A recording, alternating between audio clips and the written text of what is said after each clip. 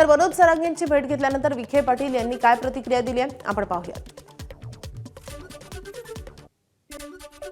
त्यांनी ज्या काही आमच्यासमोर मागण्या मांडलेल्या होत्या त्याची एक सविस्तर माहिती घेऊन आम्ही त्या ठिकाणी काहींना आम्ही आमच्या अध्यक्षांना पाठवतोय। प्रत्येक जिल्हाधिकारी कार्यालयामध्ये एक हेल्पलाईन आम्ही कार्यरत करायला सांगितली। आता सामान्य नागरिकाला दाखल्यासंदर्भात या संदर्भात काही जरी वाटलं तर त्यांनी त्या हेल्पलाईन नंबरला ताबडतोब फोन करायचा आणि त्या आम्ही कारवाई करू। आणि मग ही वसगती जर दूर झाली तर मला वाटतं हैदराबाद गॅजेटच्या अंमलबजावणी करण्यामध्ये त्याला गती येईल। मला वाटतं तीच त्याची मुख्य मागणी आहे, आपण ती पूर्ण करतो।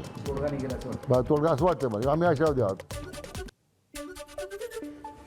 तर जरांगेंनी सरकारकडे कोणत्या नव्या मागण्या केल्यात आपण ग्राफिक्सद्वारे पाहूयात। तर जरांगेंची नवी मागणी आहे मराठा मंत्रालय स्थापन करा। कुणबी प्रमाणपत्र त्याची वैधता थांबणार नाही याची लेखी सूचना द्या। सातारा गॅझेट लागू करा ही देखील जरांगेंची एक प्रमुख मागणी आहे। 1994चा GR रद्द करण्याची देखील मागणी जरांगेंनी केली आहे। आंदोलकांवरचे गुन्हे मागे घ्या ही देखील जरांगेंची एक प्रमुख मागणी आहे।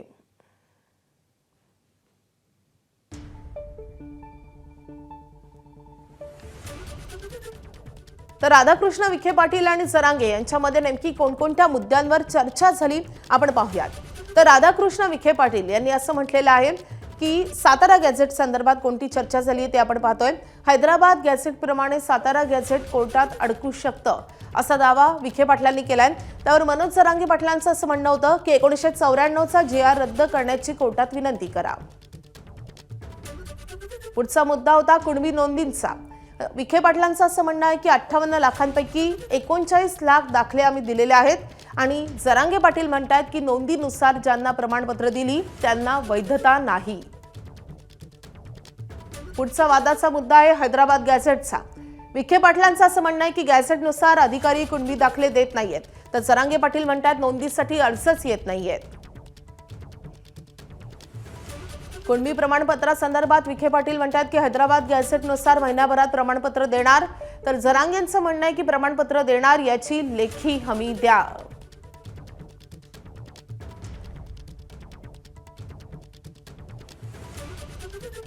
बातमी आहे तनपुरेंच्या भाजप प्रवेशाची।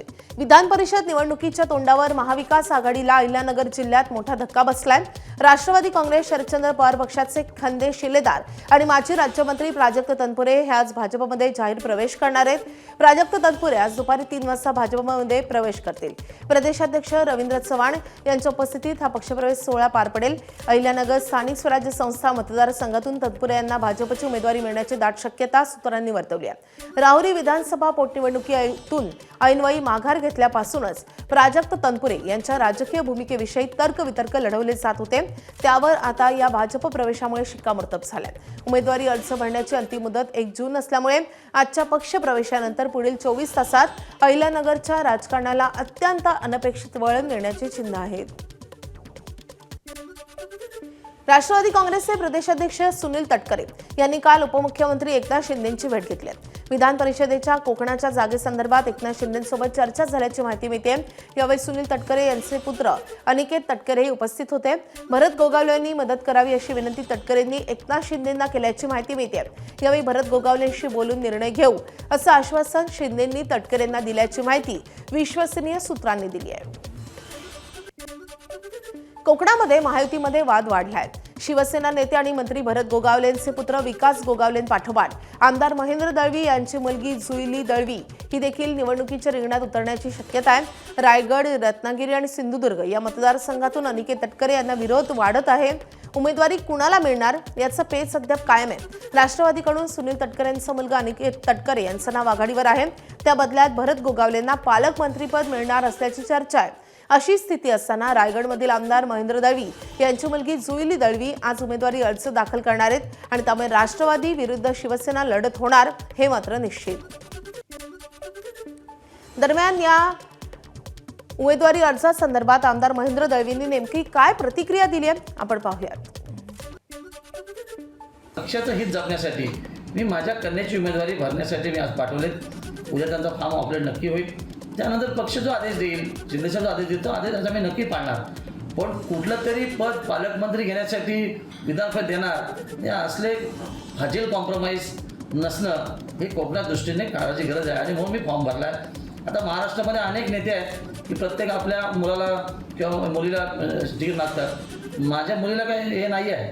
कुठल्याही शिवसेनेला देणं हे माझ्यासाठी अतिशय महत्त्वाचं आहे. पण ह्या सगळ्या घडामोडीमध्ये ज्या पद्धतीने तटकरे आत्तापर्यंत राजकीय उलटफेर करतात ते करण्यासाठी मी माझ्या मुलीचा नक्की फॉर्म भरला आहे. जर राहिली तर ताकदीने मी निवडून आणणार आणि जिंकून आणणार.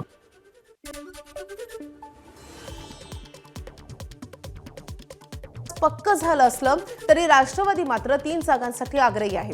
राष्ट्रवादीच्या काल झालेल्या बैठकीत 3 जागांबाबत चर्चा झाली आहे आणि त्यानुसार पक्षाला पुणे, रायगड आणि परभणीची जागा मिळावी असं या बैठकीत सूर होता. आता सुनेत्रा पवार याबाबत मुख्यमंत्र्यांसोबत चर्चा करतील आणि त्यानंतर ते अंतिम निर्णय घेणार आहेत अशी माहिती विश्वसनीय सूत्रांनी एबीपी माझाला दिली आहे. महायुतीतील प्रमुख घटक पक्ष असलेला भारतीय जनता पक्ष कुठल्या जागांवरती लढेल, आदरणीय शिंदेसाहेबांच्या नेतृत्वाखालचा शिवसेना कुठल्या जागांवरती लढेल, राष्ट्रवादी काँग्रेस पक्ष कुठे लढेल याची स्पष्टता उद्या दुपारपर्यंत त्या ठिकाणी निश्चितपणाने येईल. राष्ट्रवादी काँग्रेस पक्षाला किती जागा हव्या आहेत या संदर्भातली मांडणी आमच्या अध्यक्ष सुनेत्रा बहिणींनी मुख्यमंत्र्यांच्याकडे दिलेली त्या ठिकाणी आहे. आम्हाला सर्वांनाच जाणीव आहे की 1 तारखेला अर्ज भरण्याचा शेवटचा दिवस आहे. उद्या अर्ज भरण्याची प्रक्रिया सुरू आहे. रविवारी तर सुट्टीच आहे. त्यामुळे उद्या दुपारपर्यंत या संदर्भातला निर्णय होईल आणि मग राष्ट्रवादी काँग्रेस पक्षाच्या वाट्याला ज्या जागा येतील त्या ठिकाणी उमेदवार कोण होतील या संदर्भातली सुद्धा अंतिम घोषणा त्या जागा वाटपाच्या नंतर नक्कीच पक्षाकडनं केली जाईल. महायुतीच्या जागा वाटपाचं सूत्र अजून जाहीर झालेलं नसलं तरी मवियाने मात्र जागा वाटपाची घोषणा केलेली आहे. विधान परिषदेच्या निवडणुकीच्या निमित्तानं मवियानं काल बैठक घेतली. एरवी बैठकांवर बैठका आणि गाठीबाठी घेऊनही जागा वाटप ठरत नसलं तरी मवियानं यावेळी मात्र एकाच बैठकीत हा तिढा सोडवलाय.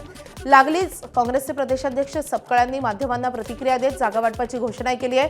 एकूण 17 मतदारसंघांपैकी काँग्रेसच्या वाट्याला 8, शिवसेना उद्धव बाळासाहेब ठाकरे पक्षाला 4 तर राष्ट्रवादी शरदचंद्र पवार पक्षाला 3 जागा मिळाल्यात. नांदेड आणि नाशिक या 2 जागांबाबत अद्याप चर्चा सुरू असूनही त्यावरूनही लवकरच तोडगा काढणार असल्याचं सपकाळांनी सांगितलंय. तर ठाकरेंच्या शिवसेनेकडून विधान परिषदेचा पहिला उमेदवार जाहीर करण्यात आलाय. कोकणातून बाळा माने हे विधान परिषदेचे उमेदवार असतील. एबीपी माझा, उघडा डोळे बघा नीट.